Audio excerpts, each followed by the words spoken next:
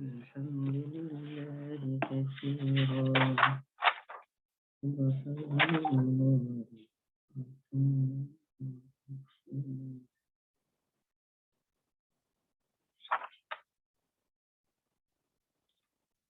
Bab 17 hari ni Ustaz kan? Membawa anazah tongkat kecil beserta air sewaktu istinja.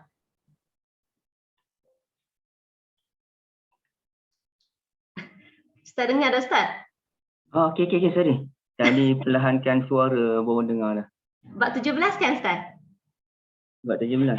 Betul-betul.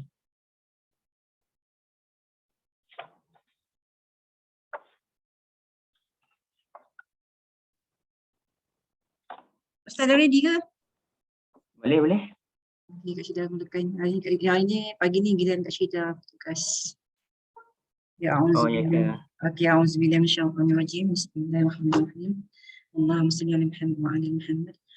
Rabbi shrah li sadri wa yassir li amri wahlul 'uqdatam min lisani yafqahu qawli. Rabbi zidna ilma. Allahumma fatih fikum wa ta'min. Allahumma la sahla illa ma ja'altahu sahla wa anta taj'alu hizna ila syi'ta sahla. Alhamdulillahilladzi hadana li hadza wa ma kunna linahtadiya laula an hadana Allah. Assalamualaikum warahmatullahi wabarakatuh. Sahabat-sahabat semua. Alhamdulillah kita cuti panjang kan. Dah lama kita cuti, tapi cuti pun kita masih lagi di dalam majlis ilmu kan, masih lagi kata tak putus dalam majlis ilmu. Tapi bab hadis ni jaranglah kita hadis sebab tak banyak kelas-kelas hadis yang diutarakan. Kebanyakan kelas tadabbur yang kita hadiri kan. So ni alhamdulillah Ustaz Zahirul pun dah ready dah. Setelah cuti panjang, so pagi ini kita masukkan ke topik yang ke-17, ke 17 ya Liza ya. 17. Itu Kak Syida syarahkan kepada Ustaz, silakan. Okay. Assalamualaikum warahmatullahi wabarakatuh. Alhamdulillahirrabbilalamin. Wabihi nasta'in ala umuri dunya waddin. Allahumma salli ala Muhammad wa ala alihi wa sahbihi wa barik wa sallim. Amma ba'd. Kak Syida, Kak Liza dan ibu-ibu yang dirahmati Allah. Dan alhamdulillah kita syukur ya, lama kita tak bertemu. Alhamdulillah kita jumpa balik pada bulan Syawal ini. Alhamdulillah. Semoga Allah merahmati dan memberkati majlis pengajian ilmu kita. Saya minta maaf ya, saya pakai t-shirt je. Memandangkan sekarang ni panas. Jadi kalau di rumah, tapi ialah ibu-ibu kata ibu-ibu pun pakai tudung apa kan. Tapi rumah saya ni kipas saja, aircon apa tak ada, panas sangat. Jadi daripada saya menderita berpeluh, lebih baik saya pakai baju biasalah. Minta maaf ya. Baik, kita memang akan masuk bab 17, tapi saya tengok tu yang akan datang tu bab 18 apa tu, saya duk keliru lagi. Adakah kita boleh kita tinggalkan dan terus pergi ke bab yang ke berapa ya? Sekejap Mungkinkah boleh kita pergi ke bab yang ke-22 terus ataupun macam mana, kita tengok keadaannya. Mungkin 17 kemudiannya direct ke 22. Yang lain-lain tu ibu-ibu boleh baca sendiri insya-Allah. Baik. Bab 17 ini bab hamlil adazati ma'al ma' fil istinja. Okey, baik. Bab membawa tongkat anazah, tongkat kecil bersama dengan air ketika istinja. Okey, jadi kita nak kena faham apa isu membawa tongkat kecil tu ya. Dan tongkat ni dia ada pelbagai nama. Standardnya nama tongkat ini ialah asa.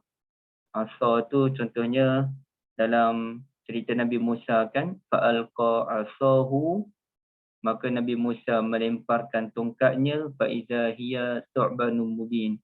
Tiba-tiba asa itu bertukar menjadi ular yang besar kan. Itu standard. Tapi dalam masa yang sama dia ada nama tongkat kecil, dia adalah nama-nama dia, dan tongkat yang dibawakan oleh Nabi SAW ini dinamakan sebagai Al-Anazah. Tongkat Anazah ini bagi siapa yang ada buku muka surat 91. Okey, Al-Anazah ni macam ni dia punya. Asa aqsar minar ramah laha sinan. Asa ini merupakan satu tongkat yang lebih kecil daripada anak panah, ya.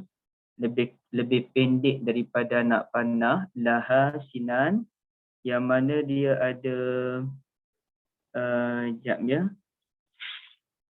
dia ada besi runcing di hujung dia tu. Macam kita boleh sangkut benda lah. Okay, dia ada besi runcing pada hujung dia. Tapi dia sudut panjang tu dia lebih pendek daripada anak panah. Okay. Dan pada hujung dia tu dia ada benda yang besi runcing tu kan. Ataupun benda yang boleh kita sangkut kain ke ataupun sangkut apa-apa. Itu yang dimaksudkan dengan anazah. Dan ada satu riwayat daripada Ibn Sa'ad. Tapi ibu sekalian ya, apabila saya menyatakan riwayat daripada Ibn Sa'ad yang ditulis di dalam kitab beliau At-Tabaqat, jadi ulama-ulama hadis biasanya kurang mengambil riwayat daripada Ibn Sa'ad. Okey. Dan siapa yang anak murid Ibn Sa'ad? Saya dah lupa sebab lama dah tinggal dunia sirah ni. Apa namanya, sangat popular sebenarnya. Jadi Ibn Sa'ad dan anak murid beliau tu merupakan orang yang dipertikaikan dalam kredibiliti menyampaikan maklumat persejarahan. Tapi kita tak nafikanlah, memang tebal kitab At-Tabaqat Ibn Sa'ad itu. Okey. Ini sekadar kita bercerita tanpa kita mengesahkan adakah cerita ini benar ataupun tidak. Yang mana Ibn Sa'ad ada menceritakan An-Najasyi yang menghadiahkan anazah itu kepada Nabi SAW. Ya. Dan ini menguatkan hal ini dia kalau kita tengok orang Habsyah, memang tongkat anazah ini merupakan salah satu alat yang digunakan oleh orang Habsyah. Jadi ada kemungkinan betul maklumat yang dibawakan oleh Ibn Sa'ad bahawa tongkat anazah itu merupakan hadiah pemberian An-Najasyi kepada An-Najasyi radhiyallahu anhu kepada Nabi SAW, ya. Tapi wallahu a'lam lah sejauh mana kebenaran maklumat tersebut, ya. Baik. Anazah yang digunakan oleh Nabi SAW ini dia ada beberapa tujuan, dan sebab itulah yang menarik perhatian ulama. Kenapa Imam Bukhari dia buat tajuk macam ni? Bab membawa tongkat kecil bersama dengan air ketika istinja. Kalau bawa air tu jelaslah kita nak istinja. Tapi kenapa Imam Bukhari bawa cerita tentang membawa tongkat kecil? Apa kaitan dia? Jadi nak kena faham kaitan ni. Nak faham kaitan ni dia macam ni, ibu sekalian ya. Ketika Imam Bukhari membahaskan tentang kitabut tahajud, kitab tentang solat malam. Jadi beliau nak ceritakan tentang solat malam ni elok dipanjangkan. Okey. Jadi bila beliau nak cerita solat malam ni elok dipanjangkan, dilamakan, beliau membawa hadis Nabi SAW bersugi sebelum solat. Bersugi bila bangun sebelum mengerjakan solat. Lalu ulama pun bahas, apa kaitan ni? Orang nak bincang tentang solat tahajud tu kena panjang, kena lama. Kenapa tiba-tiba Al-Imam Al-Bukhari rahmatullahi alaih bawakan hadis berkenaan dengan bersugi? Maka jelas Ibn Hajar Al-Asqalani, kerana apabila kita bersugi, barulah nafas kita tu elok, taib, dan barulah kita ada tenaga untuk bertahan lama dalam solat malam. Cuba bayangkan kalau ibu-ibu sekalian bangun solat malam, cuba malam ni tak nak gosok gigi. Pening juga tu, kita pun tak bertahan dengan nafas kita kan. Mau baca kuliah Allah aja. Lepas tu surrender dah solat. Tapi dengan kita membersihkan gigi, kita akan ada tenaga dia untuk nafas kita pun segar, kita pun boleh bertahan. Dan hal itu saya ceritakan pada anak saya yang berusia 8 tahun tu, bahawa pentingnya kita membersihkan gigi, apa fungsi dia. Jadi dia pun esoknya saya tak sangka dia buat. Ibu-ibu sekalian, dia bangun pagi, biasanya dia bangun, dia solat subuh dulu. Budak-budak kan. Tapi kali ni dia bangun, dia gosok gigi dulu. Dan dia pun cerita pada saya betul apa yang saya ceritakan. Bila dia gosok gigi dulu, dia ada tenaga dan dia tak nak tidur dah lepas subuh. Sebelum ni dia bangun dalam pukul 6, dia solat, dia tidurlah. Penat budak-budak. Jadi tapi kali ni dia bangun, dia tak tidur dah. Dan hari ni pun dia buat lagi, dia gosok gigi, dia tak tidur dah. Sebab dia rasa segar sikit, sihat, dia rasa bertenaga sikit. Jadi ini saya nak ceritakan apa yang dibawakan oleh Imam Bukhari itu dia ada kaitan dengan hadis yang dibahaskan.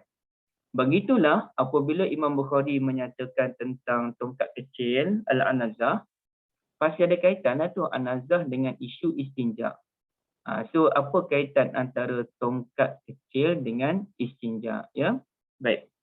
Maka di sini ada beberapa pendapat ulama dalam memahami kaitan anazah tongkat kecil dengan apa tadi, dengan istinja tu.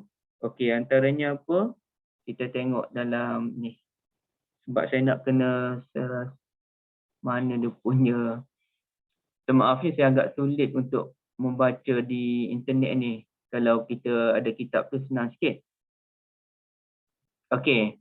Ada ulama kata tujuan An-Nazah tu ialah untuk melindungi Nabi SAW ketika qada hajat. Itu cerita dia, ya.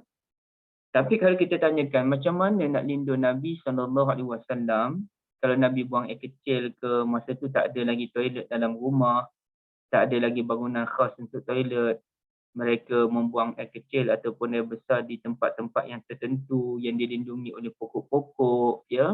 Biasalah zaman dulu kan. Jangan kaitkan dengan isu zaman sekarang, tak bersih apa tak ada. Mereka jaga kebersihan. Cuma itu sahaja yang mereka mampu lakukan. Okey, baik. Jadi kata ulama begini. Maknanya Nabi SAW tadi bersihkan, dia dah ada benda yang kita yang apa nama nak sangkut. Jadi Nabi SAW letak dia punya tongkat dia tu, dan kemudiannya dia letak kain. Sebenarnya tujuan letak tongkat tu untuk Nabi SAW bentang kain. Jadi macam mana cara Nabi bentang, mungkin Nabi letak di tongkat tu, kemudian Nabi ikat di tempat yang lain. Jadi itulah yang mampu melindungi Nabi SAW ketika Nabi tidak bertemu dengan pokok-pokok lain untuk melindungi baginda SAW. Ya. Jadi itu satu. Rupanya kaitannya untuk melindungi diri daripada sebarang daripada dilihat oleh orang lain. Jadi kita mengambil faedah. Faedahnya ialah apabila kita membuang air kecil ataupun membuang air besar, kita mesti melindungi diri kita daripada dilihat oleh orang lain. Okey, itu faedah dalam bentuk infiradi, persendirian. Dalam masa yang sama lebih besar daripada itu, orang yang membina toilet itu sendiri. Orang yang membina toilet mestilah membina toilet yang boleh melindungi maruah orang. Ya, boleh melindungi maruah orang dan boleh mengelakkan daripada macam-macam lah. Dia bukan isu, dengan minta maaf ya ibu sekalian, bukan isu orang nampak tak nampak je. Kadang-kadang kerana kedudukan dia tu tak sesuai, menyebabkan dia toilet dia tu betul-betul di ruang tamu secara terbuka, jadi dekat dengan orang duduk pun bermasalah. Bagi contoh, saya pernah masuk ke rumah flat yang lama-lama punya. Ini rumah flat yang lama, rumah mertua kawan saya, dan alhamdulillah mereka akhirnya pindahkan mak ayah mereka tu ke tempat lain yang lebih selesa. Jadi bila kita masuk, satu rumah flat tu kecil. Yang kedua, toilet tu betul-betul dekat dengan kawasan ruang tamu. Biasanya toilet ni dia ke belakang lah, dekat dengan dapur kan. Okay. Ni betul-betul di ruang tamu, menyebabkan kita pun terfikir, aku ni kalau masuk toilet sini macam mana ni, malu pun ada, macam-macam lah bersarang. Jadi sepatutnya orang yang buat toilet ini pun mesti mengambil pengajaran daripada hadis Nabi SAW, pastikan melindungi maruah. Dan begitu juga kalau kita lihat di beberapa tempat, dan mungkin di negara-negara tertentu, negara China ke mana ke, dan benda ni pun orang dah buktikan ya, bagaimana toilet itu dia transparent pula. Kita boleh nampak sebab dia bukan tutup dengan bangunan, dinding, tapi dengan kaca macam tu je. Menyebabkan orang, bila kita masuk dalam hotel tu, orang duduk atas katil ni nampak orang yang berada dalam toilet. Itu pun masalah juga. Ibu yang dirahmati Allah. Jadi itu merupakan ciri bangunan yang tidak menepati sunnatun Nabi SAW. Jadi letih pula kita nak kena cari kain, nak kena tutup ruang tersebut. Dan kain mana kita ada, ibu ayah sekalian, takkan ambil kain cadar kat katil tu kan. Jadi ini satu benda yang tak menepati sunnah lah kita katakan. Okey. Sebab sunnah Nabi ni dia tak boleh difahami dalam bentuk infiradi, dalam bentuk persendirian. Ia perlu difahami dalam bentuk yang lebih besar, melibatkan polisi, sistem dan sebagainya. Baik. Ataupun juga kalau kita lihat tujuan Nabi SAW baginda bawa tongkat kecil itu, sekejap, mana dia ada sebutnya? Okey ni. Bukan, sorry sini. Au yurakkizuha bi jambihi litakuna isyaratan ila man'i man yarumul murur bi qurbihi. Ya. Nabi SAW letak tongkat. Maknanya Nabi ni pergi buang air kecil tu di tempat yang tersembunyi. Tapi Nabi letak tongkat di tempat satu tempat untuk memberikan isyarat kepada orang lain, tolong jangan dekati kawasan ini. Ada orang yang sedang qada hajat sebagai contoh. Dan hal ini samalah Kak Liza, ibu-ibu sekalian ya, kalau kita ada orang yang mati kereta kan, keretanya rosak di tengah jalan, maka nak tak nak dia kena ambil lah satu benda yang kat belakang kereta tu. Okay, dia pun letak kat belakang. Kalau ada orang ada kereta lama-lama yang tak ada benda tu, dia pun ambil lah daun-daun kayu ke, ranting-ranting kayu ke, batu ke, apa-apa lah, dia letak kat belakang, memberikan isyarat kereta rosak. Okey. Maknanya benda tu diguna pakai dalam pelbagai keadaan. Termasuk jalan rosak pun kita letak tanda ini jalan rosak. Hatta kalau kita pergi ke bangunan ada kotoran. Contohnya kotoran muntah seorang anak kecil. Sementara menanti cleaner datang membersihkan muntah anak kecil tadi, maka orang ambil kerusi ke, orang ambil apa-apa ke tanda, tolong jangan lalu kawasan ini, ada kotoran. Jadi begitulah Nabi SAW ni ambil tongkat, tujuannya dia nak pacak di satu tempat, memberikan isyarat tolong jangan dekati kawasan ini kerana ada orang. Ya, okey, baik. Mungkin itu pun salah satu faktor Nabi berbuat demikian. Ada juga Nabi SAW, ada juga ulama kata Nabi buat begitu dengan tujuan untuk mengorek tanah yang keras. As-sulbah tu. Linabshil ardi sulbah, tanah tu keras. Jadi tak sesuai, minta maaf ya ibu-ibu sekalian dia, sebab ini perbincangan ilmu je. Jadi buang air kecil di tanah yang keras ni tak sesuai. Ia perlukan tanah yang lembut untuk meresap benda tu. Jadi Nabi pun dia nak guna tongkat tadi, dia nak squish tanah tersebut. Dia faham gitu juga. Ada yang kata tongkat itu digunakan oleh Nabi kerana Nabi ni kan buang dan Nabi para sahabat dahulu ridwanullah alaihim ajma'in buang air kecil, buang air besar di kawasan yang tersembunyi, kadang-kadang dalam hutan sikit, dalam semak.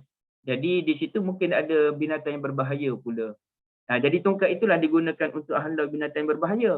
Jadi bukannya tongkat itu dia difahami oleh ulama dengan pelbagai bentuk. Boleh jadi nak korek tanah yang keras, boleh jadi nak bagi isyarat, boleh jadi nak gantung kain, boleh jadi nak halau binatang yang berbahaya.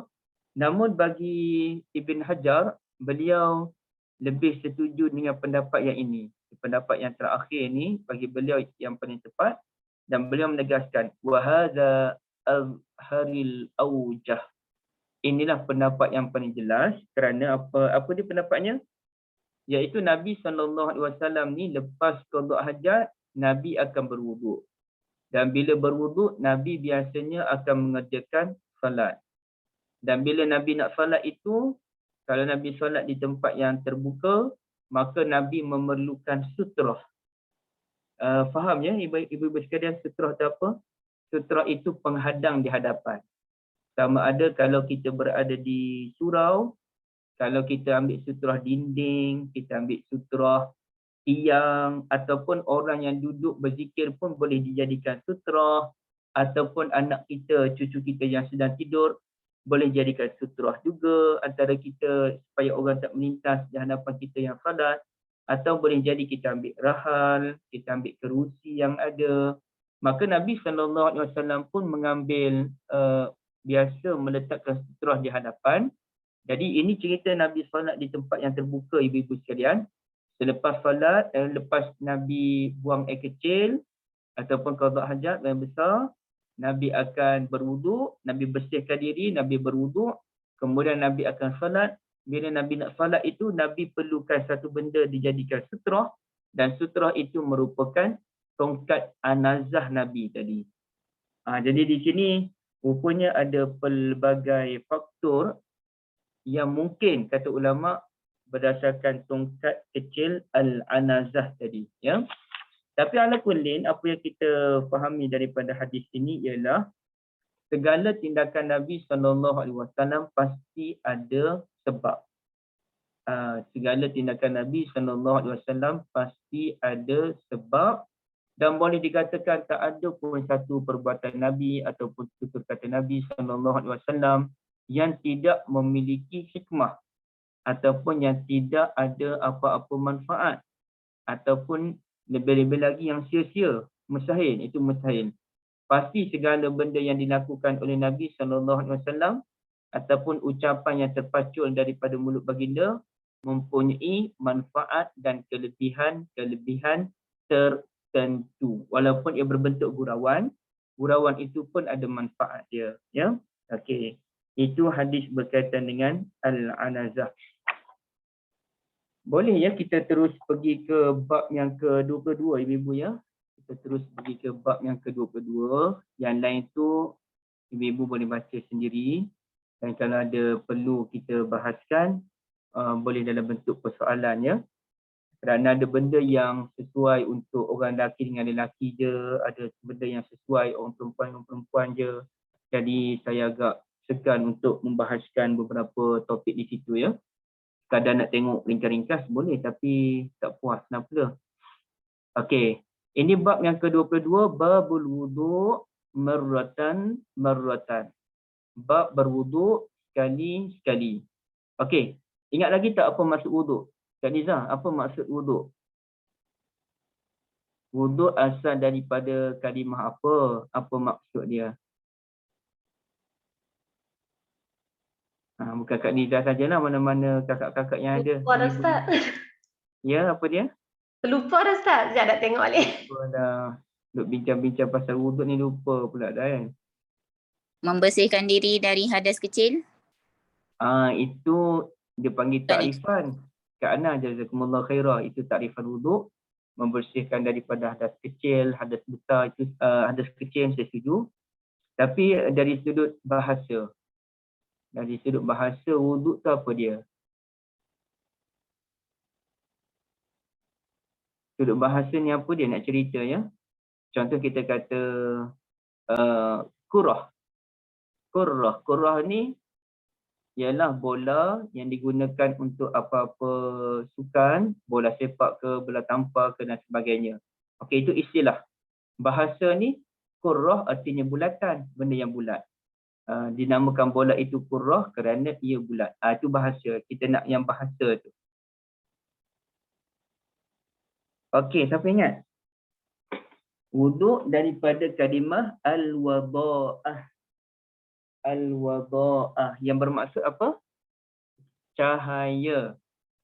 Al-wada'ah artinya cahaya. Baik dan bersih. Jazakumullah khairah Kak Dina ya. Al-wuduk daripada al-wada'ah yakni bersinar ataupun berseri. Artinya orang yang mengambil wuduk ni dia akan berseri muka dia ya. Dan hal ini kita tak boleh nafikan. Orang yang berseri muka kerana pakai pencuci muka, serinya lain. Sekejap.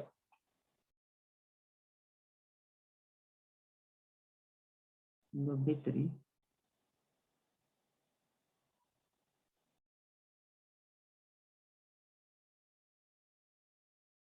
Okey, sorry. Laptop saya ada problem sikit.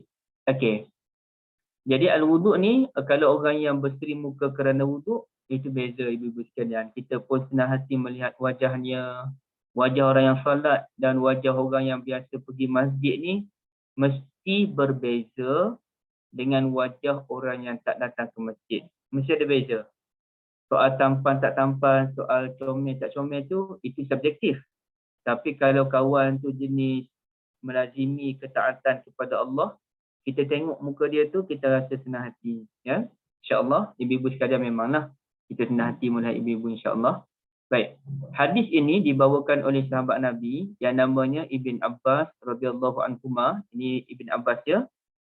Qala tawadda'a an-nabiyyu sallallahu alaihi wasallam marratan.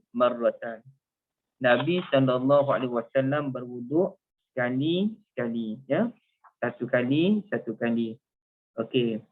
Jadi hadis yang menyatakan satu kali ini perlu diperincikan lagi, tapi ceritanya ialah ini menunjukkan perbuatan Nabi yang dilakukan kadang-kadang, menunjukkan boleh kita berwuduk satu kali je, namun ia bukanlah satu galakan secara umum. Secara umumnya berwuduk sekali bukan satu galakan. Tapi boleh tak boleh nak buat? Boleh dibuat, tidak ada masalah. Tapi dalam beberapa keadaan, berwuduk satu kali lebih dituntut daripada berwuduk dua kali, daripada berwuduk tiga kali. Nah, siapa yang berwuduk 4 kali, itu makruh. Okey, apa contoh keadaan ibu-ibu sekalian yang lebih baik kita berwuduk lepas tu sekali je semua benda? Okay, contohnya apa? Ada air Ustaz. Ketika tak ada air, ya. Okey, betul. Lagi?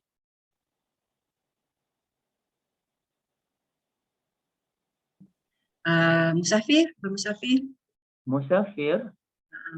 Kenapa dengan musafir Kak Syida? Kalau musafir di zaman-zaman dulu betul lah. Tak ada Macam air. kita pergi ke negara luar, lepas tu suasana yang dingin kan, nak ambil air wuduk tu sejuk kan, so kalau kita Okey. Bukan isu musafir lah, isu tempat yang sejuk. Okey, jadi Kak Syida sendiri dah bagi dua, satu isu kekurangan air, satu di negara yang sejuk. Puan Ain Amir pun sebut orang ramai beratur, betul. Lagi apa lagi contoh? Satu lagi. Negara yang panas Ustaz. Negara Tempat yang yang panas, tak ada air lah. Nak kata tak ada air tu ada, tapi bila cuaca panas, air tu kalau keluar pipe tu dia jadi panas. Air panas. Dia Masa kanak ada. air tu panas. Ya. Contoh macam suami Kak Ana dia duduk dekat tempat lain kan. Bila cuaca panas sampai 51, 52, bila buka air pipe tu memang jadi panas lah, macam masak itu. Jadi kalau nak ambil wuduk selalu tu memang tak boleh lah. Menderita, kena tadah, kena bagi air tu sejuk baru boleh. Kat mana tu Kak Ana, suami tu? Dekat Doha Ustaz. Oh, dekat sana duduk. Jadi sana cuaca kalau musim panas dia boleh cecah 52. Jadi Betul. kalau panas sangat memang nak ambil wuduk tu boleh termenung jugalah, nak menunggu air tu sejuk kan. Betul. Dia sama dengan yang Mekah ni pun bulan 6 ni boleh cecah 50. Betul, sama. Kan? Suhu kat sana sama je. Okey, terima kasih banyak Kak Ana. Cuaca panas ya, cuaca sejuk pun ya, orang ramai beratur pun ya. Ataupun tadi, tak ada air pun ya. Satu lagi?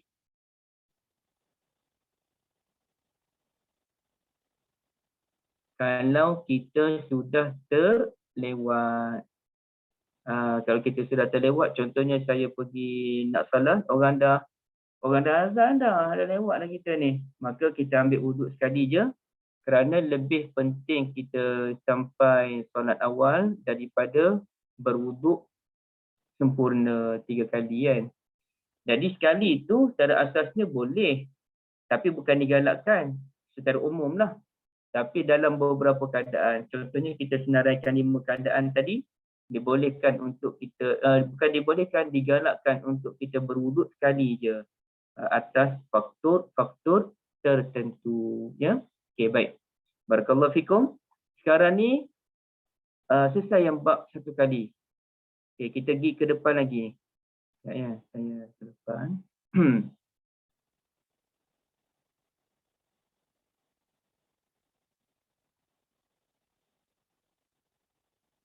Babul wudu' marratain. Bab berwuduk 2 kali. Pun ada juga bab berwuduk 2 kali. Cuma bab berwuduk 2 kali tu dia panjang sedikit rupanya perbahasan dia. Kita tengok hadis riwayat daripada Abdullah bin Zaid. Okey, ibu-ibu sekalian boleh buat tanda ya. Benda ni pun saya dah sebut beberapa kali. Abdullah bin Zaid ada 2 orang. Satu yang meriwayatkan hadis tentang berwuduk, ni je hadis dia tentang, ini sahaja hadis yang dibawakan oleh Abdullah bin Zaid. Kalau tidak silap saya yang saya belajar dengan guru saya dulu, ni je hadis yang dibawakan oleh Abdullah bin Zaid, iaitu tentang berwuduk. Dan satu lagi Abdullah bin Zaid yang lain yang menceritakan hadis tentang azan, yang mana beliau didatangi oleh malaikat mengajarkan beliau azan, kemudian beliau persembahkan kepada Nabi SAW, dan kemudian Nabi minta beliau ajarkan kepada Bilal bin Rabah, kerana Bilal anda fautahu mink, lebih lunak suaranya, lebih nyaring suaranya dibandingkan dengan suara Abdullah bin Zaid. Jadi walaupun Abdullah bin Zaid yang mimpi, tapi yang melakukan azan ialah Bilal bin Rabah. Baik. Jadi kata Abdullah bin Zaid, anna Nabiyya sallallahu alaihi wasallam tawadda'a marratain. Sesungguhnya Nabi sallallahu alaihi wasallam berwuduk 2 kali. Okey. Dan ini pun ada yang faham 2 kali ni maknanya apa ya? Ada yang faham semuanya 2 kali. Okey, satu. Muka 2 kali, tangan 2 kali, semualah 2 kali. Baik. Itu satu. Kemudian ada juga ulama yang memahami artinya Nabi ni bercampur-campur. Ada anggota wuduk Nabi sekali, ada anggota wuduk Nabi buat 2 kali, ada anggota wuduk yang Nabi basuh 3 kali. Tapi ala kullin, hadis ini menunjukkan kepada kita boleh mengambil wuduk dengan basuhan 2 kali. Ya, 2 kali boleh, tak ada masalah. Okey. Nabi SAW ni kadang-kadang buat benda yang kurang utama untuk menunjukkan boleh kita buat begitu. Ya, Nabi kadang-kadang buat perkara yang kurang utama, kurang banyak pahalanya, semata-mata nak menunjukkan kepada kita bahawa benda tu dibolehkan. Okey, jadi saya nak tanya ibu-ibu sekalian. Kalau kita buat benda yang kurang utama, maka adakah pahala kita tu kurang daripada amalan yang utama? Okey, contoh macam mana? Contohnya semalam kita pergi berjalan raya, kan sekarang ni kita kan raya sampai 29 hari orang Melayu. Jadi kita pun beraya semalam tu, beraya dari pagi balik pukul 11 malam. Dah letih sangat dah ni, sampai rumah terus letak kepala kat bantal, tertidur. Sedar-sedar dah pukul 6 suku dah. Allah Akbar, langsung tak sedar. Contohlah. Tapi ibu-ibu sekalian, 5 suku dah bangun kan, 4 suku pun dah bangun. Cerita penat sangat dah ni, 6 suku baru bangun. Okey. Bila bangun 6 suku, suami pun sama 6 suku baru bangun, dan suami pun tak pergi ke surau masjid pada hari itu, maka solat jemaah subuh sama-sama di rumah. Ya, baik. Solat subuh ni eloknya panjang ke pendek? Panjang kan? Solat subuh eloknya panjang. Kerana solat subuh dinamakan Quranul Fajr. Inna Quranul Fajri kana mashhuda.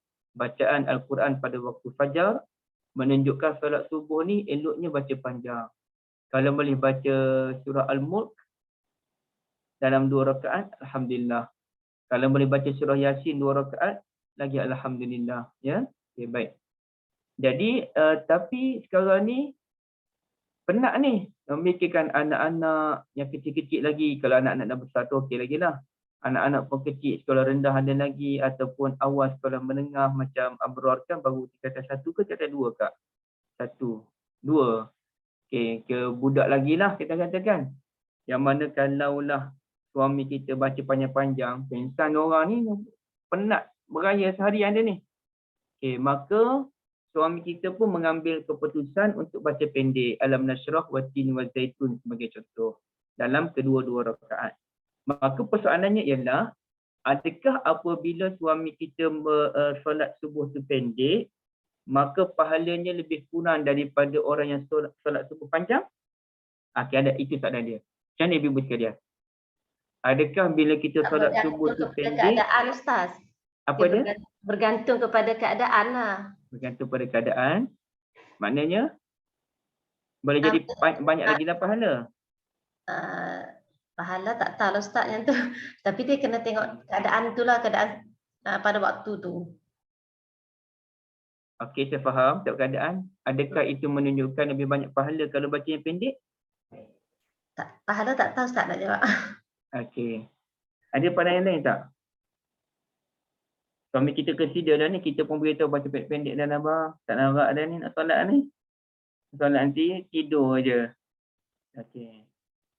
Kena ibu-ibu. Sebab kalau baca panjang pun nanti orang tak boleh khusyuk, tak boleh fokus, dah jadi satu kelalaian pula. Lagi tak dapat apa.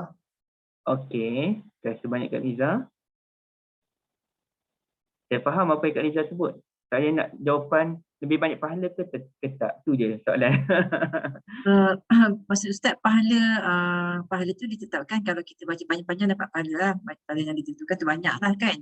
Dapat pahala banyak. Tapi kalau kita buat pendek-pendek masa tu keadaan yang tak mengizinkan, ada rasa selalu kita buat panjang-panjang. Tapi bila datang keadaan macam tu, kita buat baca pendek saja. Mungkin pahala tu Allah bagi sama juga kot, sebab amalan kita bagi baca pahala yang bacaan yang panjang tu. Okey. Terima kasih banyak ya. Yang lain ada tak? Wallah alam. Apa yang saya rasa fahami, sama je kot. Saya rasa sama je pahalanya pun.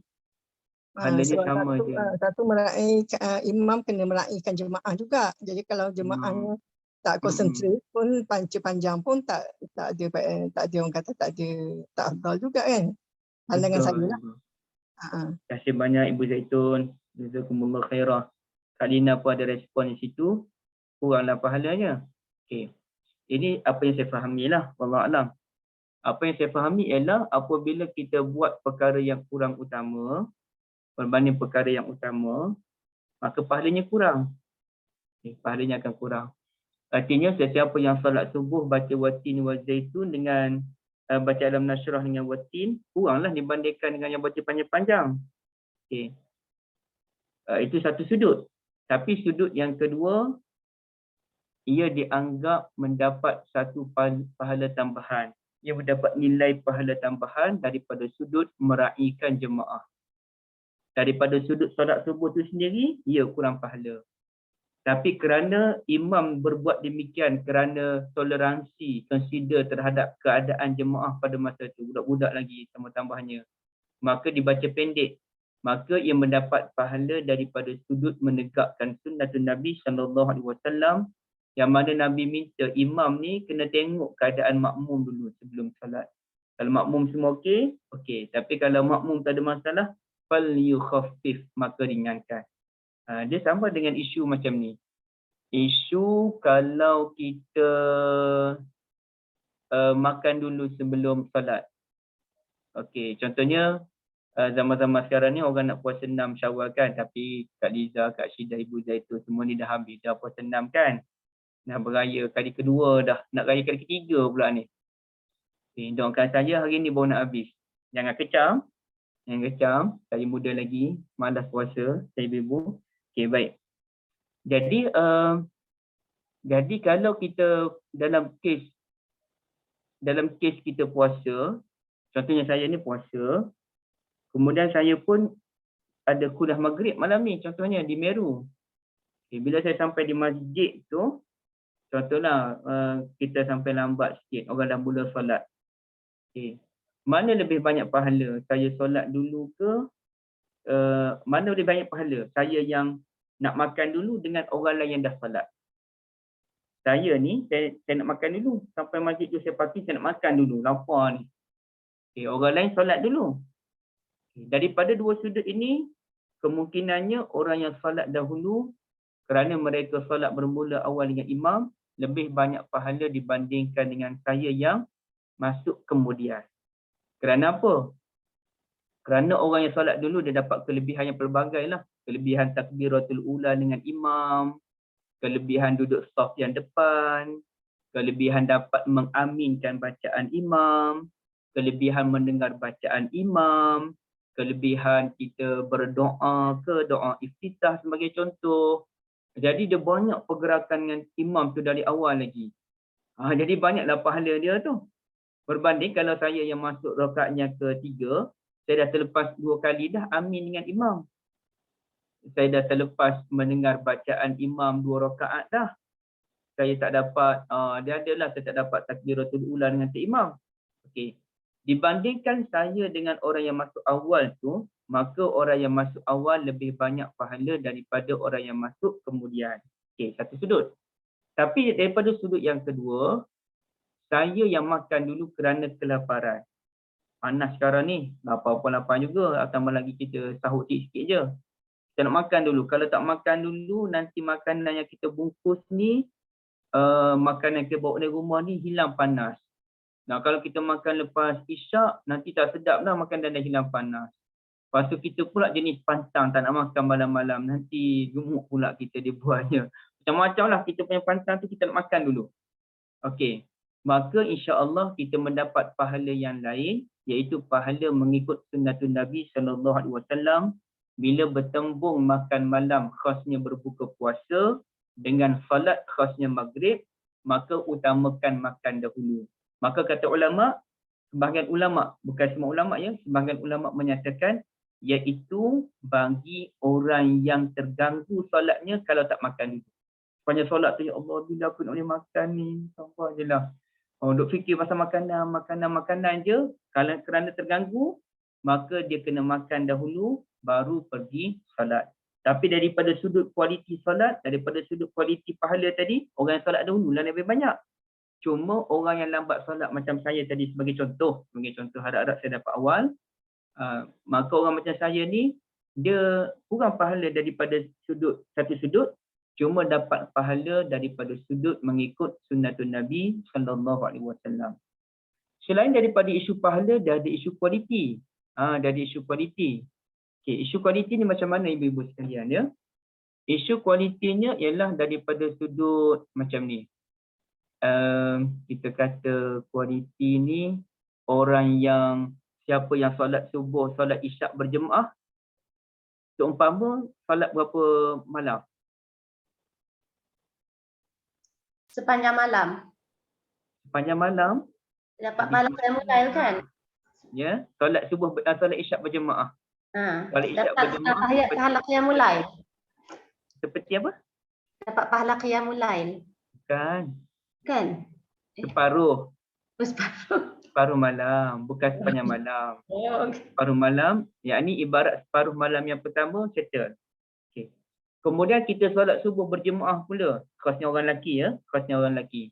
Bila kita solat subuh berjemaah pula, maka kita seumpama mengerjakan separuh lagi malam yang kedua. Artinya gabungan daripada solat subuh berjemaah dengan solat isyak berjemaah dengan solat subuh berjemaah, ibaratnya kita telah qiyamul lail sepanjang malam. Banyak tak pahala dia tu? Banyak ah. Artinya kalau orang yang bulan Ramadan solat subuh jemaah dan solat isyak jemaah, dah dapatlah Lailatul Qadar. Cumanya dia tak dapatlah macam kalau orang yang sepanjang malam kan. Okay. Itu daripada sudut pahala. Tapi daripada sudut kualiti, mestilah orang yang bangun solat malam, dia ada kualiti dia. Kualiti dari sudut dia mengadu pada Allah di pagi hari. Kualiti dari sudut dia membaca Al-Quran, berzikir di pagi hari. Dan pastilah orang yang tidur sepanjang malam tu, walaupun aku dah dapat pahala mulai sepanjang malam, apa heran kan? Dan separuh malam dah isyak, campuran subuh nanti separuh malam lagi, apa heran? Tapi dia punya kualiti dia tak adalah. Dia tak ada kualiti tazkiyatun nafs, membersihkan jiwa, tak ada. Jadi orang yang mulai tadi dia dapat kualiti tersebut. Okay. Begitu juga kalau kita bandingkan daripada sudut yang lain. Orang yang solat isyak berjemaah dengan orang yang solat subuh berjemaah, maka dia dapat pahala qiyamul lail sepanjang malam. Ada seorang lain tu pula, dia tak solat isyak berjemaah. Kerana mungkin dia ni sibuk lepas maghrib, dia ada dinner, lepas dinner dia balik pukul 10 malam, dia pun solat isyak sendirian. Kemudian dia pun panggil apa, subuh pun dia kalut, dia kerja di airport, dia kena kejar masa. Jadi dia tak berani solat subuh berjemaah, dia solat subuh sendirian, kemudian pergi ke airport. Tapi pagi hari dia bangun. Pukul 4 pagi dia bangun, dia tahajud, 5 pagi lah contohnya. 5 pagi dia solat tahajud. Cumanya dia tak solat isyak berjemaah, dia tidak solat subuh berjemaah. Pukul 5 pagi dia bangun tu untuk tazkiyatun nafs, solat tahajud dan sebagainya. Maka daripada sudut pahala, dia dapat pahala tahajud. Daripada sudut dia dapat mengadu pada Allah di pagi hari, dia dapat mengadu pada Allah di pagi hari. Dia dapat kelebihan doa tu mungkin didengari oleh Allah, dosanya diampuni oleh Allah. Tapi mana lebih tinggi kualiti? Orang yang hanya solat isyak berjemaah, subuh berjemaah, tahajudnya tidak, dengan orang yang subuh dan isyak dia tak berjemaah tapi dia bangun tahajud. Mana lebih tinggi kualiti? A ke B?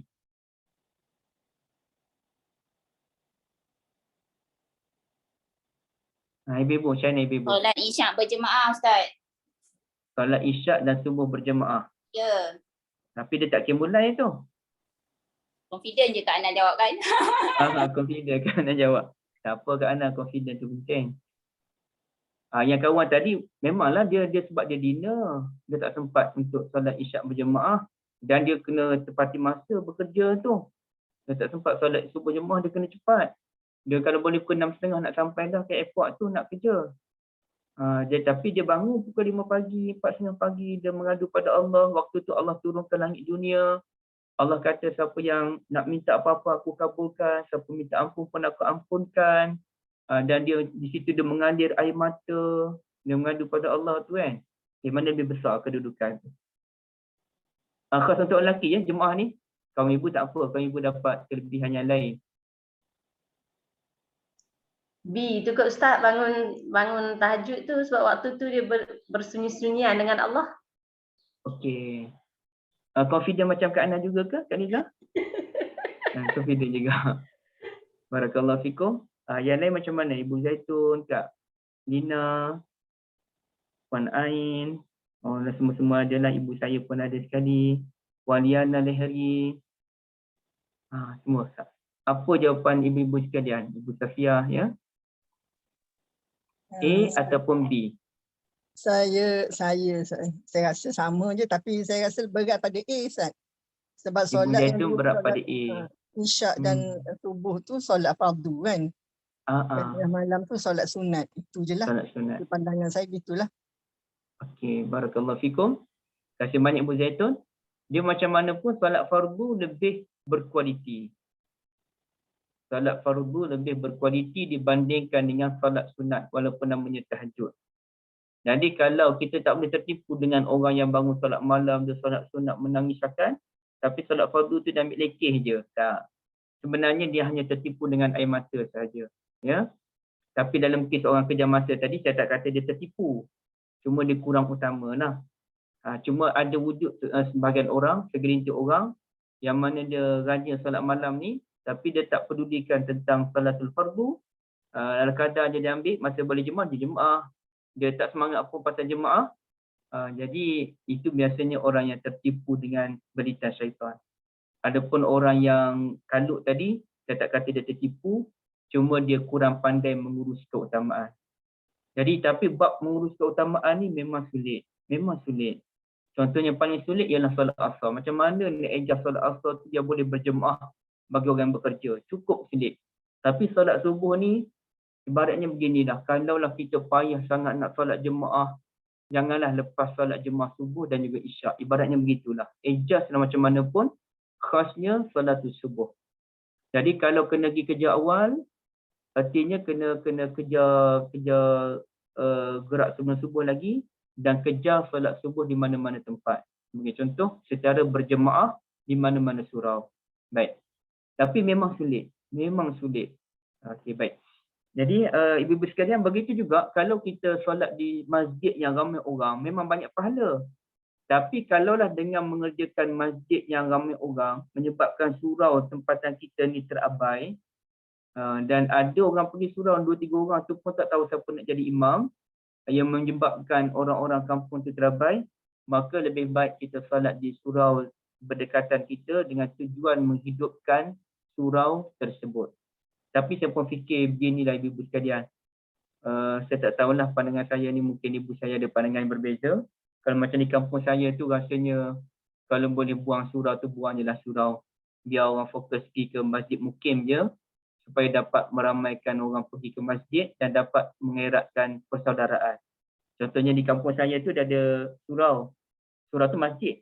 Memang dipanggil masjid tapi kecil lah. Kalau kita panggil macam panggil surau je lah. Tapi memang masjid sebenarnya. Tapi bukan masjid Jumaat. Dan ada surau tak berapa nak hidup. Tak jauh daripada situ ada pula surau. Kemudian ada lagi masjid mukim. Dan semua tu jaraknya tak terlalu jauh. Kalau naik motor pergi ke masjid tu dalam 2-3 minit sampai. Cuma surau tu boleh jalan kaki. Saya duk fikir seorang-seorang daripada surau tak hidup.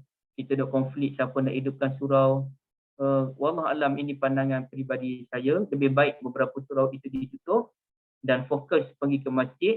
Kerana dengan itu lebih meluaskan kenalan kita. Macam saya ni, saya balik rumah, saya pergi surau. Jadi saya kurang erat dengan orang yang berada di masjid. Dan kita pun tak berapa kenal dengan orang di masjid tu. Sebab kita fokus surau. Cantik juga. Dan kadang-kadang bila saya pergi ke masjid untuk solat zuhur ke, solat maghrib ke, saya rasa lain je. Rasa macam tempat ni asing je daripada aku. Tapi padahal kampung sebelah aja. Masjid Mukim tu kampung sebelah. Cuma saya rasa asing sangat. Jumaat memang pergi sana lah. Jadi rasanya lebih baik kalau beberapa surau ditutup dan fokus saja solat di masjid.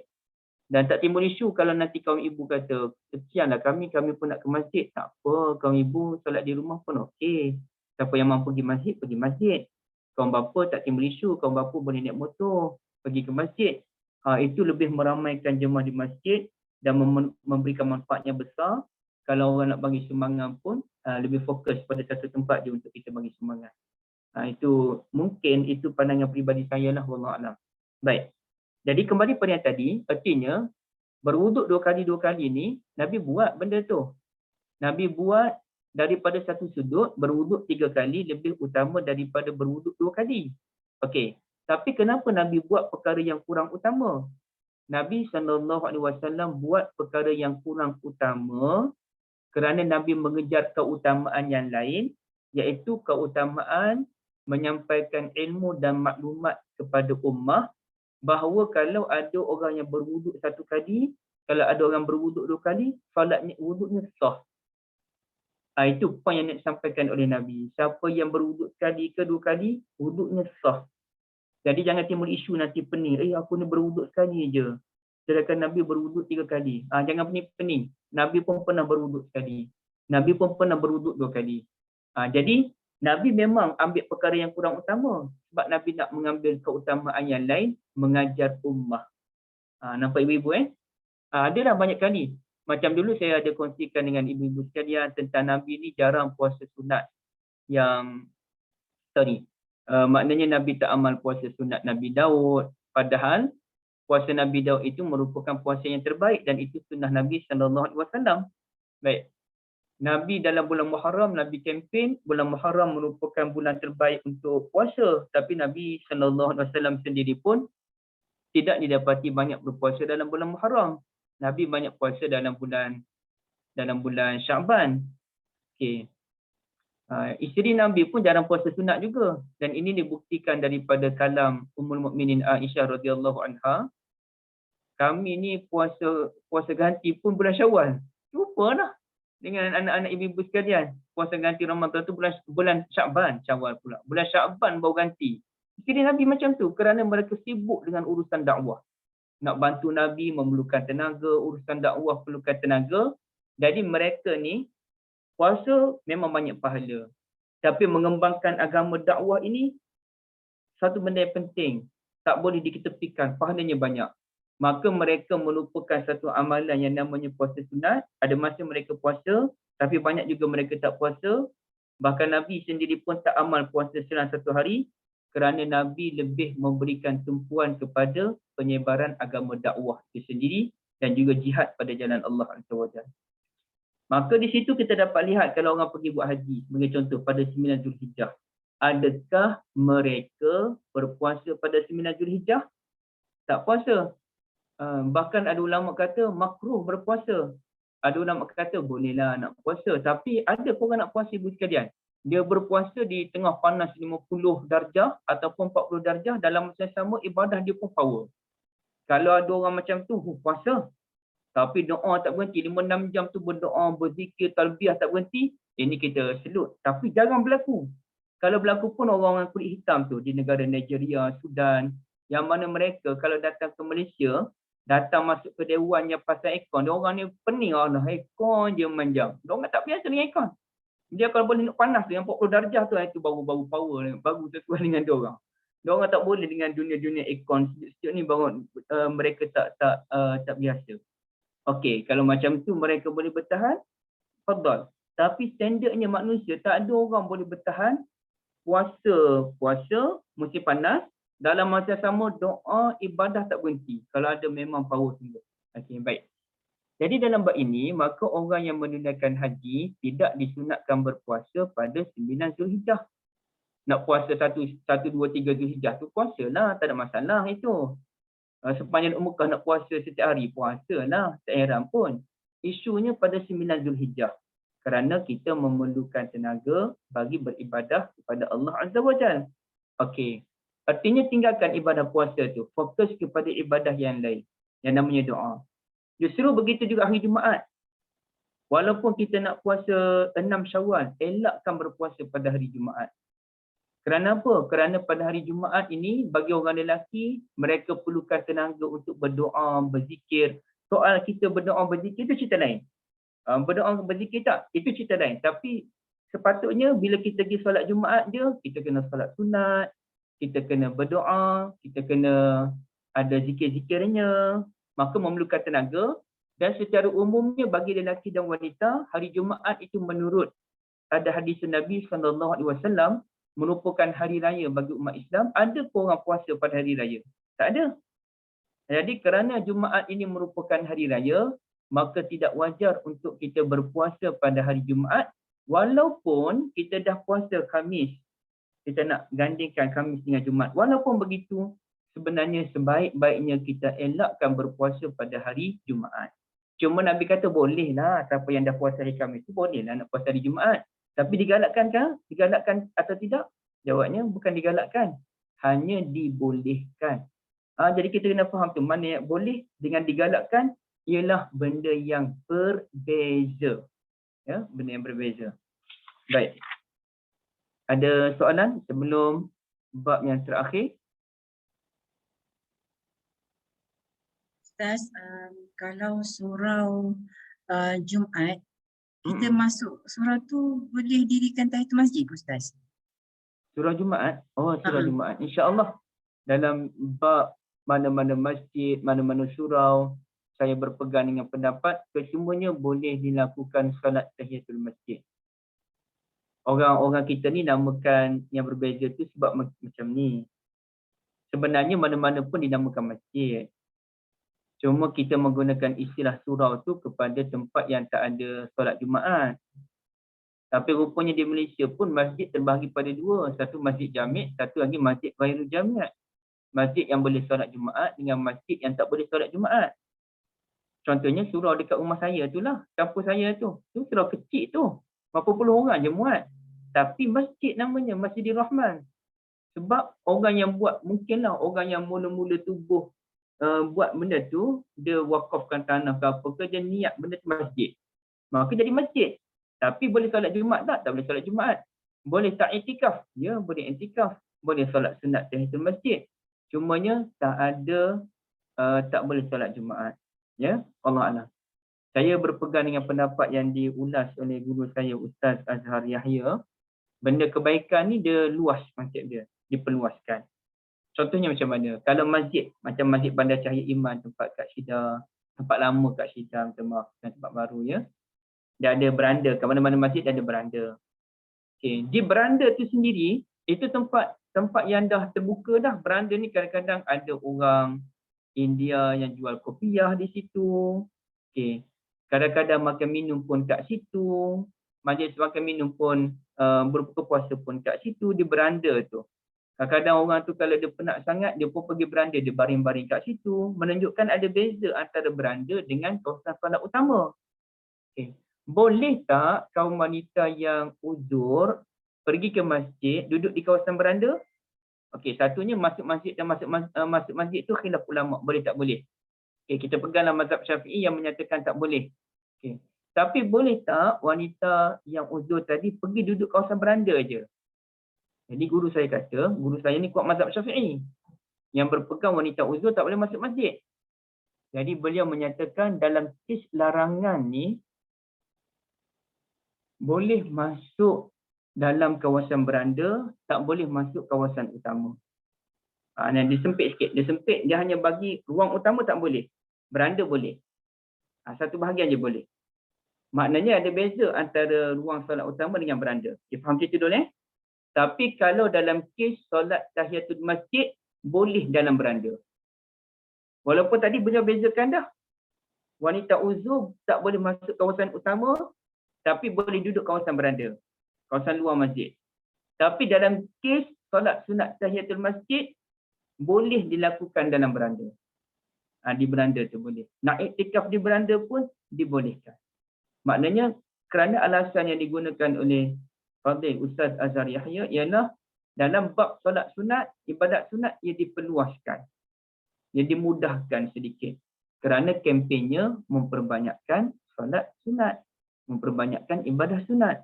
Maka dipermudahkan. Dalam bab larangan tu, dia lain sikit. Okay. Nampak Ibu? Maknanya kita boleh nak iktikaf sekali lah Ustaz, walaupun dia digelar masjid surau Jumaat tu. Boleh, insya-Allah. Yang tak bolehnya surau yang persinggahan, surau Petronas, kat Syida pergi iktikaf kat situ tak boleh Atau surau di stesen bas, tak boleh lah. Kalau surau pejabat-pejabat tu Ustaz? Tak boleh, pejabat tak boleh sebab dia tak hidup dia tak hidup 5 waktu sehari semalam. Dia tak ada organisasi khas. Dia tak ada tu imam yang bertauliah, dia tak ada imam tu ikut dan je, siapa-siapa jadi imam. Dia tak ada imam dia sendiri. Maka tak boleh iktikaf di situ. Satu lagi Ustaz kan yang berkenaan dengan muslimat yang tak boleh masuk masjid tu. Dikatakan ruang masjid tu selagi digezetkan masjid tak boleh masuk langsung. Masa betul tak masuk beranda. So kalau apa-apa tu ada setengah tu pendapat mengatakan kalau masuk kompang masjid pun tak boleh. Masuk apa? Kompang masjid lah, kawasan masjid. Macam kawasan masjid tu lah. Tak, parking kereta semua tu kan tak boleh juga sebab dia digezetkan masjid, kawasan masjid kan. Itu macam berat juga lah bagi kami kan macam tu. Ada pandangan ulama yang kata demikian, kawasan parking pun masjid maka tak boleh masuk. Ada yang kata kita kena bezakanlah masjid kita dengan masjid negara luar. Kalau negara luar tu dia tak ada kawasan parking macam kita ni. Di beberapa negara. Macam kita ni kawasan masjid tu luas. Situlah ada parking kereta, situlah ada dewan lain pula kalau masjid negeri contoh kan. Siap ada dewan asing pula. Kemudiannya ada dewan yang boleh kita nak sewa untuk majlis kahwin lagi. Kemudian ada kalau masjid negeri Shah Alam ni, bawah-bawah tu berapa banyak kelas-kelas agama. Program yang terbuka pun ada. Atas tu baru masjid. Yang kat bawah tu orang duduk buka gerai lagi. Jadi walaupun ia kawasan masjid, dalam kawasan parking tu pun masjid, tapi mungkinlah Fatwa Selangor mengambil keputusan tidak dia bezakan antara kawasan utama dengan kawasan lain tu. Okey. Apa lagi kalau di beberapa negara tu macam Pakistan apa tu, dia masjid-masjid je dia lah. Dia tak ada dah kawasan parking apa benda. Kawasan parking tu itu bukan kawasan masjid dah. Itu kawasan lain dah tu. Itu parking umum namanya. Dia tak ada pagar-pagar macam kita ni. Okey. Jadi maknanya ada perbezaan di situ menyebabkan adalah beza definisi. Saya melihat apa yang dibuat di negara kita tu, okey dah tu cantik tu. Kawasan yang selain daripada kawasan solat itu kawasan umum. Maknanya kalau ada orang masjid tu menimpa ruah, sampai ada orang yang solat Jumaat di kawasan parking, maka tak boleh solat tahiyatul masjid. kerana itu bukan masjid. Ibaratnya begitulah. Saya lebih cenderung dengan pendapat itu. Wallahualam. Satu lagi soalan, banyak soalan kat Syeda ni. Berkaitan maklumlah sebab kita, karya kita ni surau Jumaat kan. Masa Ramadan itu nak itikaf tu kan 10 hari 10 malam terakhir tu tak digalakkan because dia bukan tempat yang sepatutnya macam masjid kan, ni surau Jumaat saja. So tak dibenarkan nak, macam tak dibenarkan, tak digalakkan untuk itikaf di surau lah. Kan macam untuk orang lelaki lah kan. Jadi macam mana Ustaz, saya boleh masuk kat Syeda surau yang sekarang ni dikatakan dikezatkan sebagai surau Jumaat, tapi untuk itikaf 10 hari semalam terakhir tu katanya tak dapat apabila itikaf tu sebab dia surau. Macam Ustaz? Saya pegang boleh, tu je lah. Boleh je lah ya? Macam Ustaz cakap tadi lah Saya ya? pegang boleh. Sebab semuanya masjid sebenarnya. Terima kasih Ustaz. Okay. Dan kita kena beza zaman Nabi dulu. Bahkan zaman Imam Syafi'i, masjid ni dah tak banyak. Jadi kalau sampai Imam Mazhab Syafi'i pun kata satu bandar tu kena ada satu je masjid. Tapi bandar dia taklah macam kita kata, contoh saya duduk di Shah Alam, Kak Syeda duduk Bukit Beruntung. Bukanlah bandar dia sebesar Shah Alam dan Bukit Beruntung. Tak. Bandar dia kecil sikit lah kan. Kalau lah satu Shah Alam ada satu je masjid Jumaat. Pensan, Shah Alam ada berapa section? Satu bangi tu ada satu je masjid. Tak boleh. Jadi satu bandar tu difahami apa dia? Satu section tu sendiri. Itu pun dalam satu section ada 2 masjid kadang-kadang. Macam tempat kami ni section 19. Ada 2. Satu masjid, satu lagi surau yang diangkat surau Jumaat. Jadi 2 tempat solat Jumaat di tempat kami ni dalam section 19 dia. Jadi dia perkembangan semasa tu dia perlu fiqh ni berkembang mengikut perkembangan semasa. Dan tak boleh kita nak statik dengan cara fiqh yang lama tanpa mengambil kira perkembangan dunia pada masa sekarang ni. Wallahualam, itulah Kak Syeda ya. Jadi bagi saya boleh, tak ada masalah. Dan kalau kita kata hanya masjid saja yang boleh, kita akan memberikan kerumitan dalam beribadah kepada Allah Azza wa Jalla. Baik.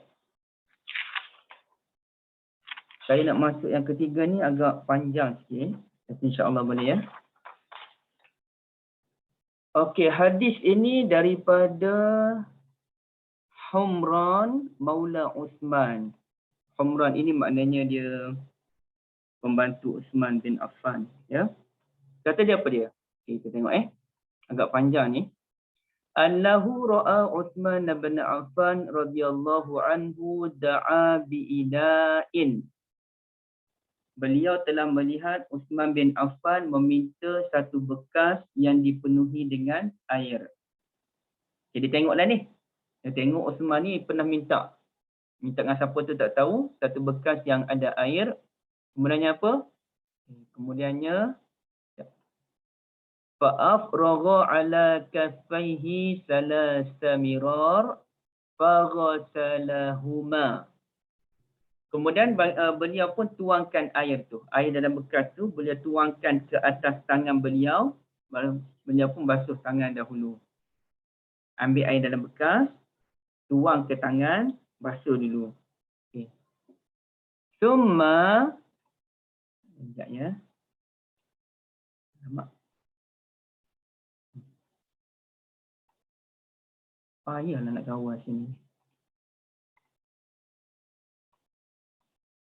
Summa adkhala yaminahu fil ina. Kemudian beliau memasukkan tangan kanan beliau ke dalam bekas. Okay, mula-mula macam mana? Ambil bekas air itu basuh tangan dulu. Basuh kedua-dua tangan. Yang kedua, barulah beliau pun celup tangan kanan beliau ke dalam bekas air tadi. Celup ya. Celup tangan beliau ke dalam bekas tadi. Okay, barulah macam biasalah yang kita buat. Famadmada, berkumur, wastansyaq, masukkan air dalam hidung.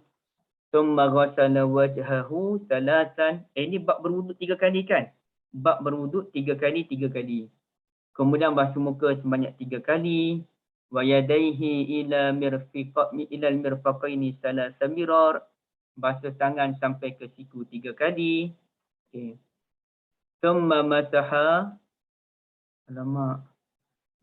Kak Syida, saya tak tahu kenapa laptop saya ni. Gerak. Kenapa dia suruh restart balik ya? Bateri ke Ustaz? Bukan. Tak apa, saya boleh lagi. Biarkan dulu. Thumma masaha bi ra'sihi, kemudian beliau menyapu kepala. Thumma ghasala rijlaihi salasa mirat ilal ka'bain. Kemudian beliau membasuh kedua kaki sampai ke buku lali sebanyak 3 kali. Kemudian beliau berkata, kata Rasulullah sallallahu alaihi wasallam. Okay. Man tawadda'a, sesiapa yang berwuduk, nahwa wudu'i hadza, sebagaimana wuduk saya ini, thumma shalla raka'atain, kemudian salat sunat 2 rakaat, la yuhadditsu fihima nafsah, tidak berbicara antara wuduk dengan salat itu, ghufira lahu ma taqaddama min dzambih, tidak menyibukkan diri dengan perkara yang lain, maka diampuni dosa-dosa yang lepas. Okey.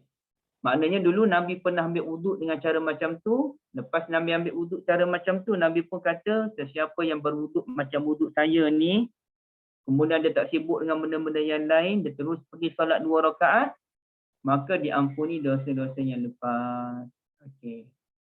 Jadi sekarang ni, maknanya basuh wuduk ni berapa kali ibu sekalian? Basuh muka berapa kali? Okey, siapa boleh buka mic? Basuh muka berapa kali ibu? 3 kali Ustaz. 3 kali. Basuh tangan berapa kali? 3 kali.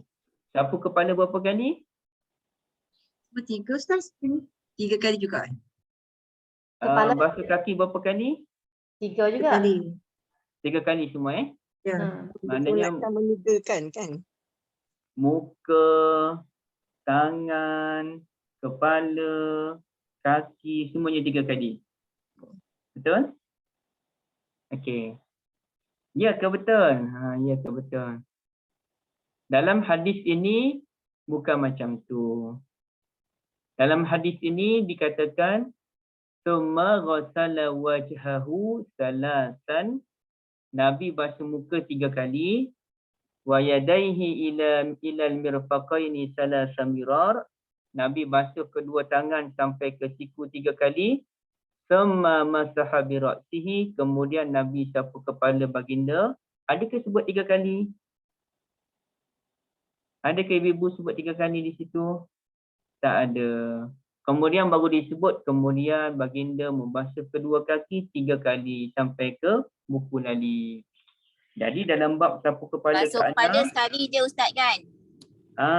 kalau ikut hadis ni, saya tak syarah lagi. Kalau ikut hadis ini, maknanya sapu kepala hanya 1 kali. Cuma ikut mazhab Syafi'i 3 kali. Kerana ada satu hadis riwayat daripada Abu Dawud dan disokong oleh Ibn Khuzaimah dan ulama yang lain. Ada sekali itu Uthman bin Affan radhiyallahu an menyapu kepala sebanyak 3 kali. Ya. Tetapi hadis yang menyatakan sapu kepala 3 kali itu tidak kuat. Ya. Hadis yang menyatakan sapu kepala 3 kali itu tak kuat. Kalau dalam bahasa hadisnya, ia dianggap sebagai riwayat yang syadz. Riwayat yang syadz, riwayat yang ganjil, artinya menyalahi riwayat yang lebih kuat. Dia bawa cerita tu menyalahi riwayat yang lebih kuat. Okey. Jadi sepatutnya wallahu alam, saya sendiri berpegang dengan pendapat yang menyatakan sapu kepala hanya 1 kali, apalagi kepala tu sapu, dia bukan basuh. Jadi bila dia sapu, dia berbeza dengan basuhan. Kalau basuhan 3 kali, sapu sekali cukup. Dia hanya menyapu je, bukan kita nak membasahkan kepala tu. Nah, kalau kita membasahkan kepala, bagi kaum ibu sebagai contoh, ambil wuduk basah kepala. Jadi seronok ke solat dalam keadaan basah kepala dengan kita pakai telekung? Saya sendiri pun kalau saya basah kepala, kemudian kita solat. Kalau pakai kopiah ni tak apalah, ini kopiah pakai kat rumah ni. Macam ni. Okeylah, dia buatan kain dia tu. Tapi kalau saya pakai kopiah putih saya tu dengan basah kepala, alamak, jadi kopiah tu pun akan jadi tak elok lah. Apa panggil apa? Kalau kata sebut betik sawa tu, dia timbul hitam dia tu kan. Lalat. Tak lalat dia tu. Okey. Jadi saya pun tak selesa membasahkan kepala. Kita sapu je. Kecuali panas tu macam mana kan. Kita solat tak ke kopiah, kita basahkan kepala kita selepas mengambil wuduk. Bukan masa ambil wuduk. Masa ambil wuduk sapu. Okey. Maka insya-Allah yang lebih tepat ialah sapu kepala hanya satu kali. Dan kemudiannya ulama bahas sapu kepala dan telinga tu benda beza ke benda sama? InsyaAllah benda yang sama, tapi ada ulama kata beza. Guru saya sendiri pun, Maulana Asri memilih beza. Tapi sebagian ulama kata tak, sama je. Kita pulanglah. Kita nak buat sama pun boleh, kita nak beza pun boleh. Tapi tak ada ulama yang ajar telinga dulu 3 kali kanan, kemudian 3 kali kiri. Tak ada. Yang diajarnya serentak. Kalau yang kata kepala dan telinga sekali itu, artinya sekali je lah. Telinga pun sekali. Artinya basuh kepala macam ni, kembali ke depan, terus ke telinga. Ataupun bermula dari belakang, mula dari belakang ke depan, kemudian ke belakang balik, terus ke telinga. Okay. Satu kali sahaja. Bukan sebanyak 3 kali. Tapi bagi ulama mazhab Syafi'i, kepala dulu 3 kali, kemudian telinga kanan dan kiri sebanyak 3 kali. Itu mazhab Syafi'i. Cuma dalam bab kepala tu rasanya lebih kuat, kalau ikut ulama hadis, 1 kali sahaja. Wallahualam. Yang lain tu 3 kali. Baik. Berkumur dan masukkan air dalam hidung pun, kalau ikut riwayat yang kuat, riwayat kuat yang lain, insya-Allah 3 kali. Ya. Okey. Ada soalan? Ini Ustaz, banyak ni dia punya bahas di sini. kita dekat mana Ustaz? Mazhab Syafi'i ke ikut hadis ni? Apa dia? Sapu air kepala Kepala. tu. Ya, 3 kali. Tak, saya sebut pendirian saya tadi, saya sokong yang sekali lah. Okey. Ibu nak ambil mazhab Syafi'i 3 kali pun boleh, tak ada masalah. Cumanya hujah yang digunakan kata 3 kali tu tak kuat. Hadis ni tidak kuat. Okay, baik. Okey Ustaz. Tapi kan sebenarnya orang perempuan ni kalau memang basah rambut, bila kita solat kita terpaksa lap rambut dari dulu kan tak. Jadi memang telinga lagi, rambut lagi. Jadi macam muka lagi basah. Telekon tu dah basah, memang wet lah basah. Jadi kalau tak lap kan. Dan sebab itulah dia kepala ni sapu je. Okey. Boleh cuba lah Ustaz. InsyaAllah. Terima kasih Ustaz. Kalau kaum ibu pergi travel dengan pakai telekonnya, dengan pakai stokingnya, ambil wuduk macam mana? Macam biasalah kan, kena buka tudung lah. Buka tudung Ustaz. Buka tudung lah kan? Ya. Sebab itu kalau, tapi benda ni boleh diperbahaskan lagi, saya nak sebut je. Tapi perlu diperbahaskan lagi. Ada pendapat yang menyatakan, sebagaimana kita kalau kita pakai stocking, kita boleh sapu atas stocking tu, begitulah kita dibenarkan untuk menyapu di atas tudung. Ada perbahasan orang lelaki, boleh tak orang lelaki yang pakai serban tu sapu atas serban je? Macam tu. Ulama kata boleh. Kalau lelaki yang pakai serban pun boleh sapu atas serban je, apa lagi kaum wanita yang lebih sulit, yang memakai tudung lagi sulit. Orang lelaki serban tak serban ni, tak timbul masalah pun, angkat sikit pun boleh dah sapu paling kurang. Ataupun kalau kopiah tu kopiah stay keras, dah boleh angkat je sebab tu tak terungkai pun. Okey. Tapi kalau dalam kes orang wanita, payah tu nak kena buka tudung, nak kena buka scarf, kena pakai pulak. Jadi lambat teknikal. Jadi sebab itu ada ulama menyatakan boleh wanita menyapu atas tudung. Tetapi jangan buat lagi. Ibu-ibu belajar dengan mana-mana ustaz yang lain, minta Ustaz Endang ke syarah benda ni, boleh tak kami nak jadikan kaki dengan kepala tu sama je. Maksudnya kaki pun kita sapu atas stocking, kepala pun kami sapu atas tudung je untuk memudahkan. Ya, Allah Alam. Ustaz, kalau kita travel overseas kan, lepas tu kita terpaksa buka tudung juga sikit-sikit lah. Masalahnya kita ambil wuduk tu dekat area toilet kan, dekat tinggi semua. Jadi orang kata jelah yang masuk ke toilet tu bukannya orang Islam ni kan, jadi kita pun nak tutup je kita punya aurat tu, malu kan yang kita nampak semua. Jadi macam hassle jugalah kalau nak buka tudung satu-satu pakai balik tudung semua macam tambah-tambah ada pin sana sini kan. Betul kan, kena delete sana delete semua kan. Saya sendirilah saya cenderung boleh sapu atas tudung. Tapi jangan jadikan apa yang saya sebutkan sebagai pedoman kerana saya tak hujahkan benda ni lagi. Tak bawa hadisnya macam mana, apa pandangan ulama. Jadi boleh kita bincangkan di masa yang lain, insya-Allah. Kita cuba tengok sejauh mana. Dan saya pun boleh tanyakan kepada guru saya, Dr. Basri, sejauh mana kekuatan dalam bab menyapu atas tudung. Okey, Kak Lina, kalau nak lap wuduk tu, ceritanya gini. Asasnya, bila kita ambil wuduk, kita tak perlu lap air wuduk. Itu asasnya. Kecuali kita perlu lap air wuduk. Termasuklah apa yang Kak Lina sebutkan itu, ia termasuk dalam bab kita perlu lap wuduk. Kalau kita pakai stokin dalam keadaan kaki basah, memang tak selesa lah. Ya?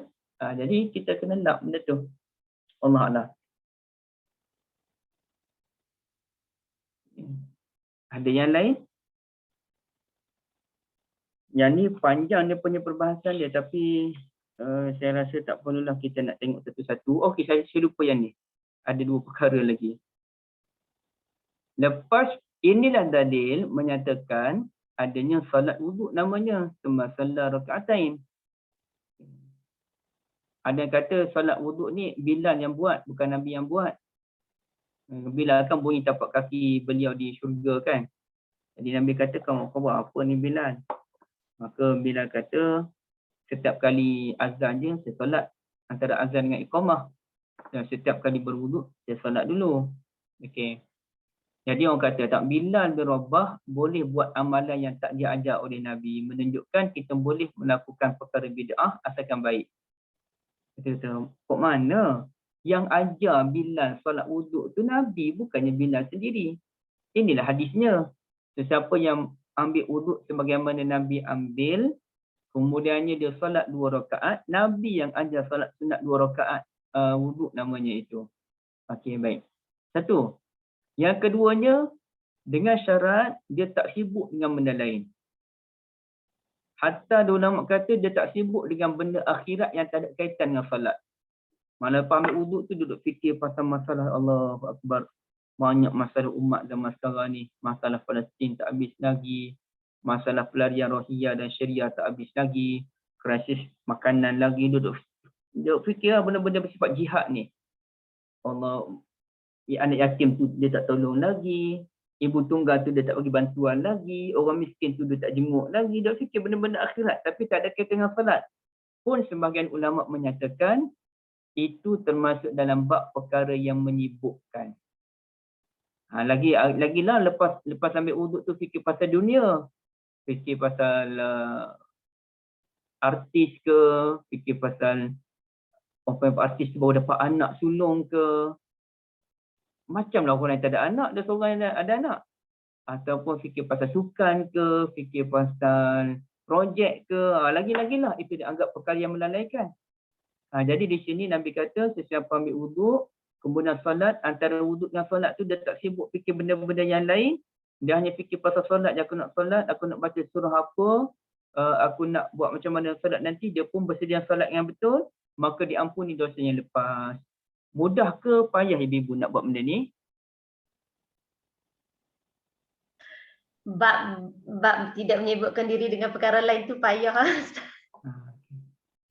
Payahlah, saya pun tak boleh buat ni. Bukan saja lepas ambil wuduk, sepanjang masa sibuk. Dalam solat tu pun sibuk lagi fikir pasal dunia. Allahu Akbar. Jadi apa yang Nabi kata ni payah, sebab itulah dia punya ganjaran dia besar, dia ampuni dosa yang lepas. Besar tu. Benda besar Allah nak bagi ni mestilah dia punya syaratnya pun besar. Kalau sekadar buat biasa-biasa, siapa solat 2 rakaat walaupun tidak khusyuk, diampuni dosa yang lepas. Oh, best lah macam tu. Tapi kerana benda yang ditawarkan oleh Nabi ni besar, sulit untuk dicapai, jadi maka mana sulit untuk dianugerahkan, maka benda tu berat. Benda tu berat. Ya. Siapa yang kata benda ni senang, kita kena selutlah. Hebat dia ya, hebat. Adalah sebahagian orang-orang soleh yang mampu buat. Tapi kalau Zulkhairi, minta maaflah setakat ni tak berjaya lagi. Solat pun malas. Apalagi tak fikir benda dunia. Lagilah. Okey, baik. Okey, soalan dari Kak Syida tadi. Soalan tu Kenakan daripada air grup, pada rambut tepi telinga. daripada grup Tak Ustaz, dalam tahulah grup Kak kita. Ida. Tak, soalan tu daripada grup kita Ustaz. Umi Ashraf. Ya? Soalan tu Sekejap, daripada boleh jemaah di masuk kat grup. luar. Ah, Okey, macam mana? Soalan tu daripada jemaah di grup kita, grup WhatsApp. Saya tak tahulah Kak. Nanti saya kena check balik kan. Okay. Yang ni kena tanya Ustazah ni.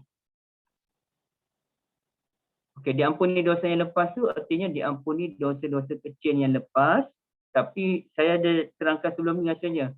Kalau orang tu dia ada dosa kecil dan dosa besar, standard lah kita semua ni kan, maka diampuni dosa-dosa yang kecil. Kalau orang tu dah hanya ada dosa besar, dosa kecil tak ada. Wujud kau orang macam tu ya.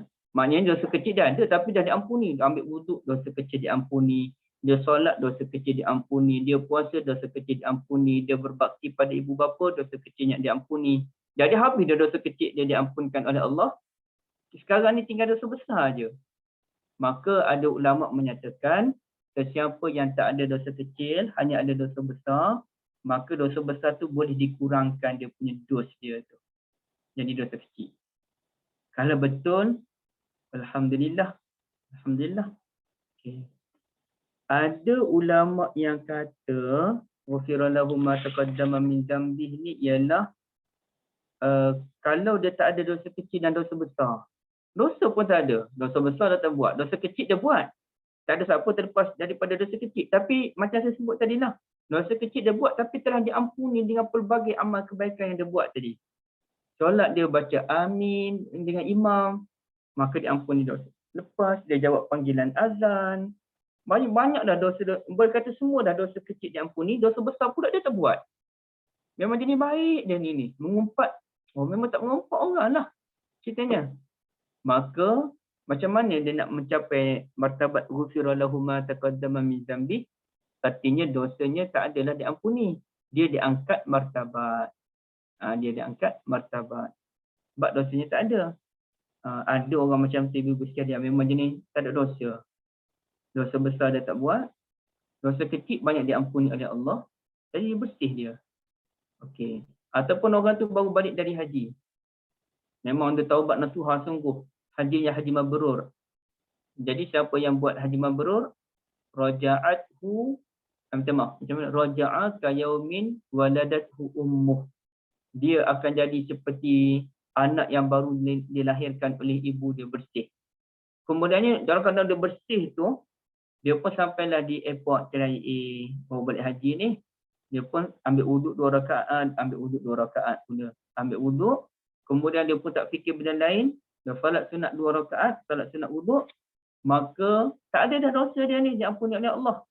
Maka dia pun diangkat martabatnya oleh Allah. Ya, dalam dosa tak ada, diangkat pun martabat. Tapi kalau dia ada dosa dengan orang, dan kita ni semua kita payah terlepas dosa dengan orang ni, mesti adalah sedikit sebanyak kita terlekat, ibu-ibu sekalian. Yang tu kita kena direct minta maaf dengan orang tersebut. Ataupun kita tak ingat dah siapa lah aku mengumpat dulu ya, tak ingat dah. Sebab banyak sangat mengumpat zaman muda dulu. Sebelum join JAA ni. Okay, baik. Maka dia tak ingat dah siapa dah orang dia mengumpat. Adalah 2-3 orang dia ingat, dia minta maaf. Maka caranya ialah dia kena memperbanyakkan pahala dengan niat kepada orang-orang yang dia mengumpat dulu. Nanti orang datang mengumpat tu datang, mana kamu dulu mengumpat aku ni? Tak apa, saya dah buat dah pahala sekian-sekian. Memang niat pada saudara pun, ambil lah pahala ni. Okay, maknanya begitulah. Tapi cara yang terbaik ialah kita sendiri memaafkan orang yang mengumpat kita. InsyaAllah orang yang kita umpat pun akan memaafkan kita. Ya, itu lagi selamat insyaAllah. Baik ibu-ibu sekalian, kita dah pukul 19.32. Saya berhenti di sini.